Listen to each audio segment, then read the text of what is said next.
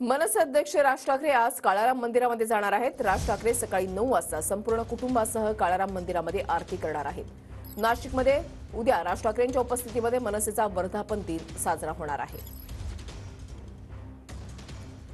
चंदन पूजाधिकारी आमचे प्रतिनिधी आमच्या सोबत आहेत। चंदन, काळाराम मंदिरामध्ये अगदी काही वेळातच राज ठाकरे सहकुटुंब येतील। या ठिकाणी आरती केली जाणार आहे। कशा पद्धतीने तयारी करण्यात आली आहे मंदिर परिसरात? मनसे अध्यक्ष राज ठाकरे काल नाशिकमध्ये दाखल झालेले आहेत। मनसेचा वर्धापन दिन जो आहे तो यंदा पहिल्यांदाच नाशिकमध्ये साजरा होतोय आणि त्यानिमित्तानं तयारी जी आहे ती पूर्ण झालेली आहे। संपूर्ण शहरामध्ये मनसेचे कार्यकर्ते जे आहेत त्यांच्या वतीनं फ्लेक्स बॅनर्स लावण्यात आलेले आहेत आणि त्याच्यामुळे संपूर्ण शहरामध्ये सध्या मनसेमय वातावरण असल्याचं बघायला मिळतंय। दरम्यान राज ठाकरे आपल्या संपूर्ण परिवारासह नाशिकच्या ऐतिहासिक काळाराम मंदिराला भेट देणार आहेत। महाराष्ट्राच्या जनतेच्या मनातील मुख्यमंत्री अशा पद्धतीचे सगळे बॅनर्स जे आहेत ते राम मंदिर परिसरात आपल्याला बघायला मिळत आहेत। राज ठाकरे या ठिकाणी काळाराम मंदिराला भेट देणार आहेत। त्यांच्या हातून या ठिकाणी मंदिरामध्ये आरती देखील होणार आहे आणि आपण बघतोय की कशा पद्धतीची तयारी आणि कशा पद्धतीचा माहोल जो आहे तो या संपूर्ण मंदिर परिसरात आहे।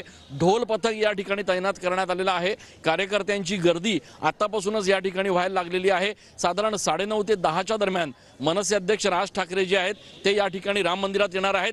या ठिकाणी काही धार्मिक क्षेत्रातील काही तज्ञ मंडळी त्याचसोबत काही वारकरी संप्रदायाचे प्रमुख लोक जे आहेत ते राज ठाकरे यांना या ठिकाणी भेटणार आहेत आणि हे अशा पद्धतीचे बॅनर्स जे आहेत ते येणाऱ्या भाविकांचं लक्ष वेधतात। अयोध्येत राम आलेत, आता महाराष्ट्रात रामाचे राज आले पाहिजेत अशा पद्धतीचे बॅनर्स जे आहेत ते देखील कार्यकर्त्यांच्या वतीनं लावण्यात आलेले आहेत। त्यामुळे मनसेसाठी, मनसेच्या कार्यकर्त्यांसाठी अत्यंत ऐतिहासिक असा क्षण आहे।